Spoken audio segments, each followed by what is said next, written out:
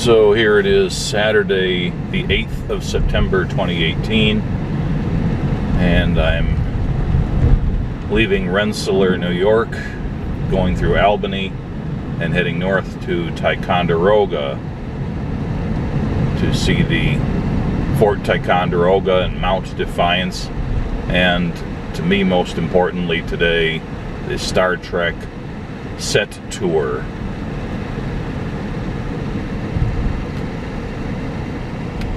I came into Rensselaer yesterday on the Amtrak Lakeshore Limited train from Chicago, and this is really just the first stop in a planned mini train odyssey that has me going to New York City and Philadelphia and some points in Virginia before heading home.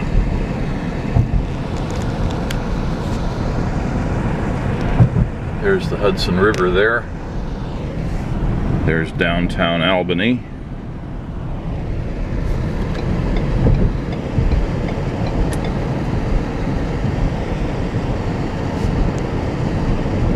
In 3/4 of a mile, keep left to I-787 North.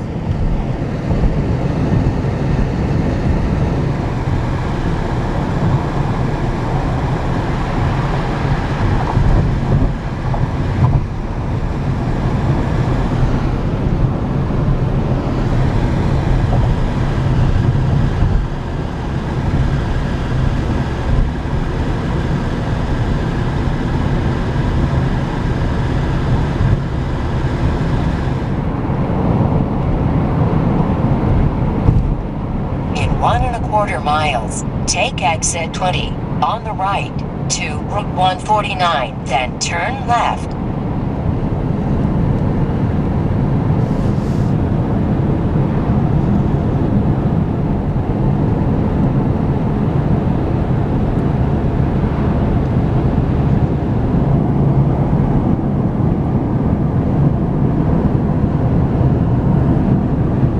That area off to the left is part of the Adirondack State Park.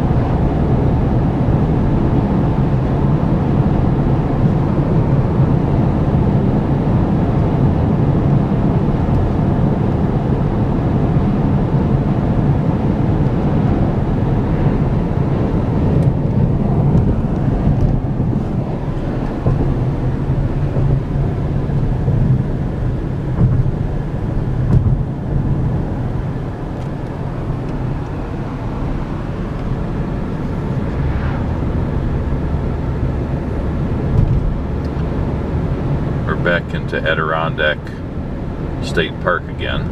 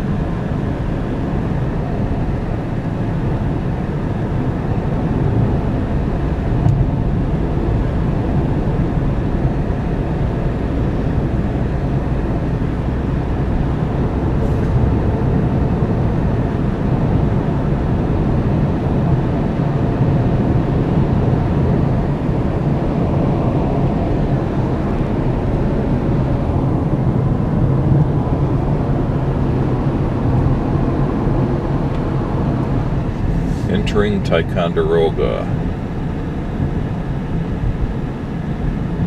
Turn left on Montcalm Street.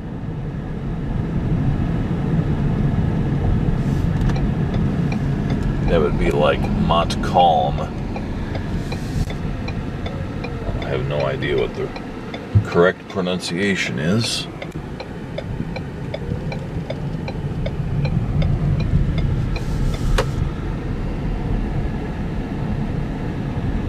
In 3/4 of a mile, arrive at 112 Montcalm Street on the left.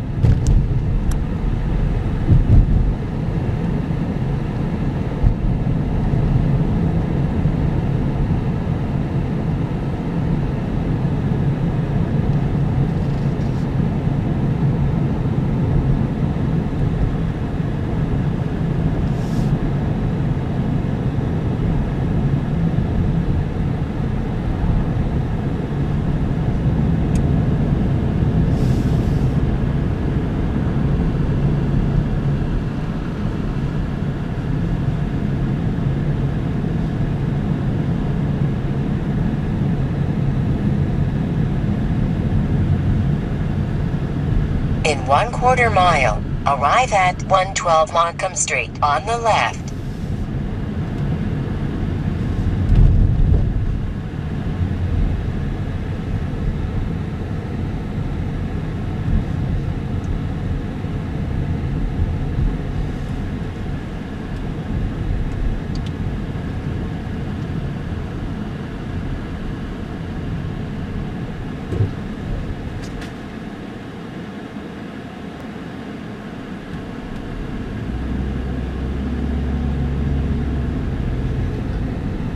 Well, there's the place on the Arriving left. at 112 Montcalm Street on the left.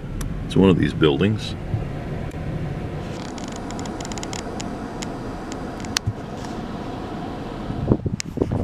So this is the Star Trek Original Series set tour. Looks like it was probably a drugstore or something at one point, the building. The signage indicates that it's supposed to be like the Desilu Studios soundstage.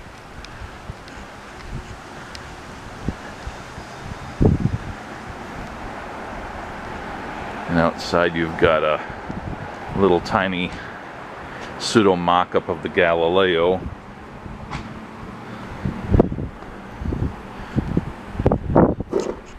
Very inauthentically done, of course.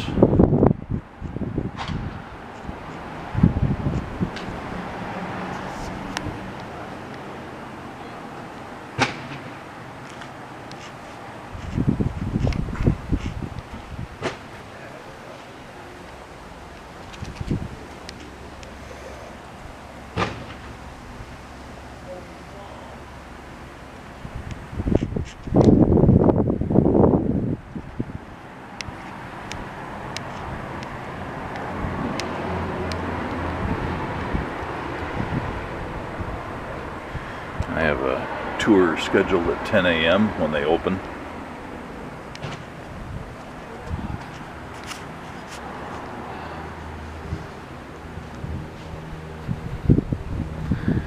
It's pretty cool out here. It's only about 60 degrees on September the 8th.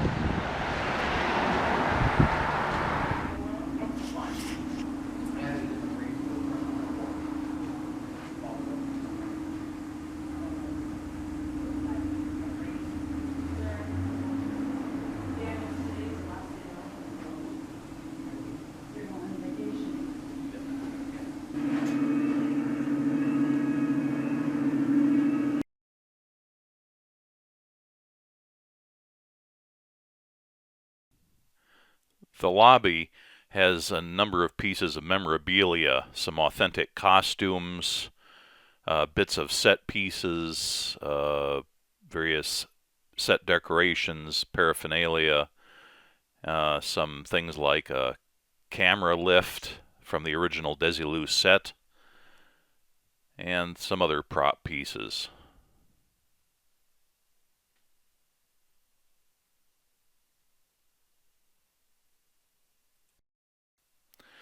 The Star Trek set was all modular with modular wall panels that could be removed and replaced or taken out temporarily to allow a camera or special lighting to poke into the set. You can see here from a original drawing that the set fit within the constraints of the one soundstage at Desilu Studios. The bridge set is down to the lower right, and then up above that is the engineering section, and to the left of that is a straight corridor that could be used for various purposes, and that intersects with the curving corridor, which is roughly 90 degrees of curvature, and that could be shot from different angles, and even the image could be reversed to make it look like the corridor was curving the other way. On the inner side of the curving corridor, starting from the right, would be McCoy's lab, McCoy's office, and various parts of the sick bay. You can see at the far left of that the beds laid out. And then on the outside of the curvature, starting roughly in the middle of the image, you've got the captain's quarters, which could also be repurposed as Spock's quarters. And then further down you've got the briefing room, which could be repurposed as a courtroom and other things. And then another straight section of corridor sticking down that could be used when the script demanded it. And off to the left of that is the transporter room. At the far left of the curving corridor is a circular area, which is supposed to be for the turbo lift or elevator between layer or sections of the ship. And then way over to the right, in the lower right where the bridge set is, there is another version of the turbo lift which enters into the bridge proper. So anytime the characters would go from a hallway into the bridge, they actually had to go to two different versions of the turbo lift. I think the way it's set up at the Star Trek tour is that the bridge is accessed differently, and I don't think there are two versions of the turbo lift. But my understanding is that the set went through a number of revisions over the 3 seasons, and the version that's portrayed and recreated for the Star Trek set tour is sort of a composite of the different versions based on careful research and reading of various documents and blueprints and almost a frame-by-frame study of the video from all the different 3 seasons. Here's the back side of the entrance to the set tour. It's got the sliding doors done just like they were done originally, and all the back sides of the set panels are just 2x4s and plywood, just like they would have been. We enter a corridor and we immediately turn left into the transporter room, and here's the classic transporter pad, and then the opposite corner you can see that there are no ceilings, just as there wouldn't have been on the original set. They had to be able to get lighting and so on up there to illuminate the sets. And they do allow you, as you can see here, to stand on the transporter pads and get your picture taken by the tour guide. And then there's the doorway from the transporter room. Oh, back to the pad again. There's the doorway back to the corridor again.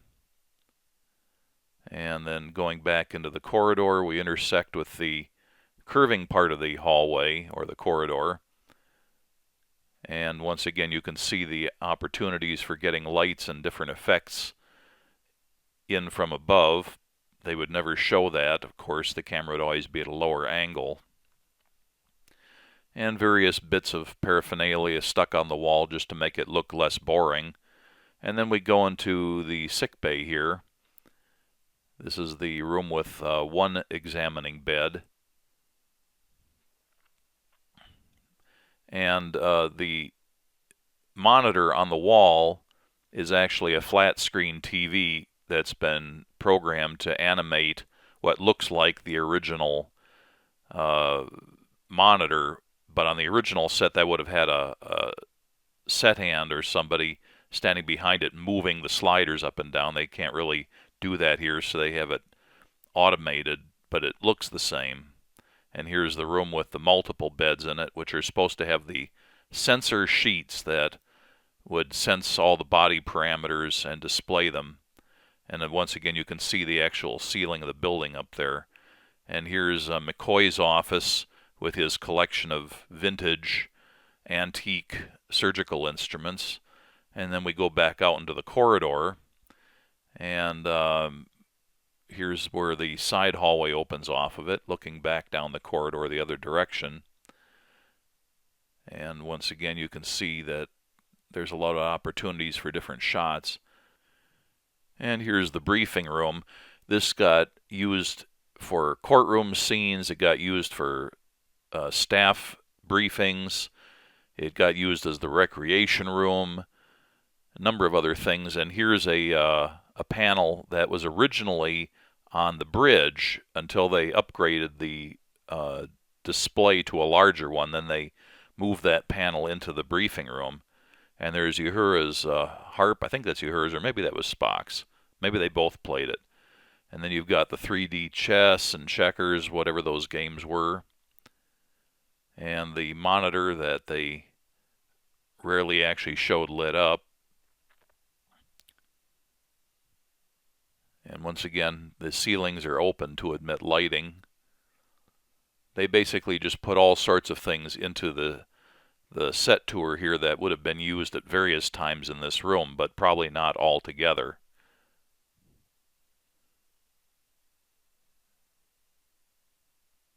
And I think this is Scotty's office or something like that. Or maybe it's McCoy's, I forget. But they had various skulls of various aliens in there.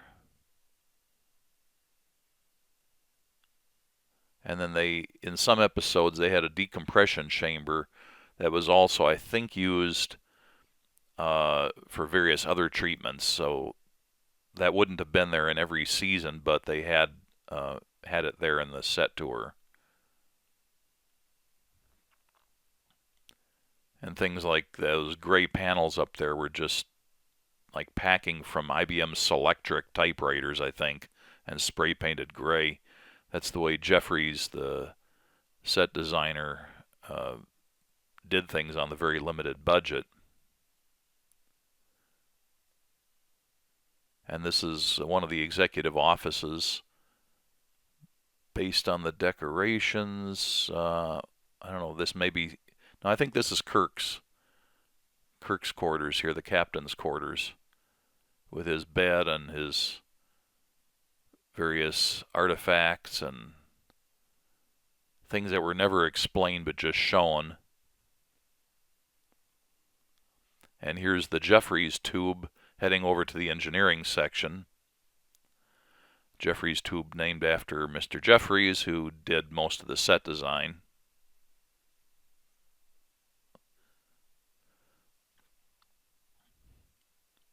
And this is heading over to the main engineering section, looking back down the corridor there. And here's just some paraphernalia hanging up overhead that they would use things like this to give interesting lighting patterns to the corridors and other rooms. And there's the main engineering section. That section going off into the distance is supposed to be a long tube, but it's sort of a forced perspective. It's not as deep as it is made to look. And obviously this part of the set got used in a lot of episodes.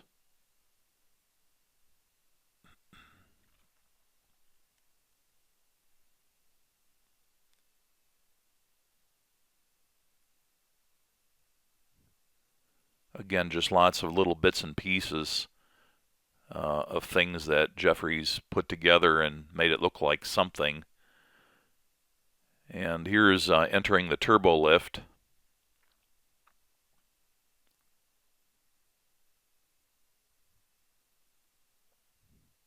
And there are the sliding doors into the bridge, which are now opening to admit us to the bridge.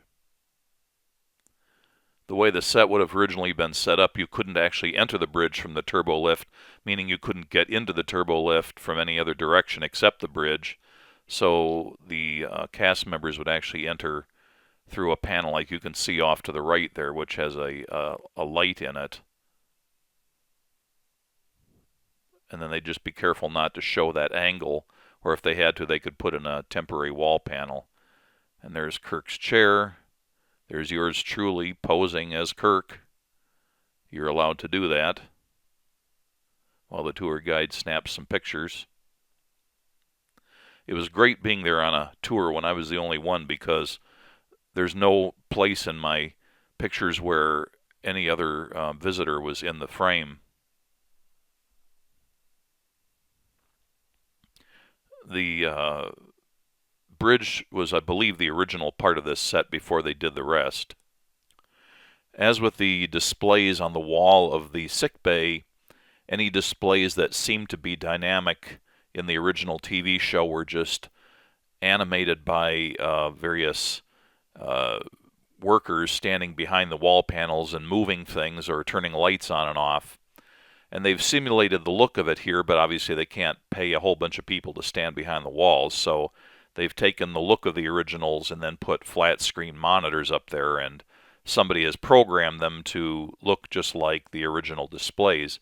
And again, the nature of the displays changed a little bit over the 3 series as they developed things, so the version that's shown here might be closer to the 3rd season than the 1st season. And they pretty well describe that when you go through the set tour. They say, you know, this part here is the way it would have been in season 3 and so on. So it's really a fascinating place for any Star Trek fan to visit. I don't know of anything even close to it anywhere else, so well worth a stop. And this concludes my walkthrough of the Star Trek set tour.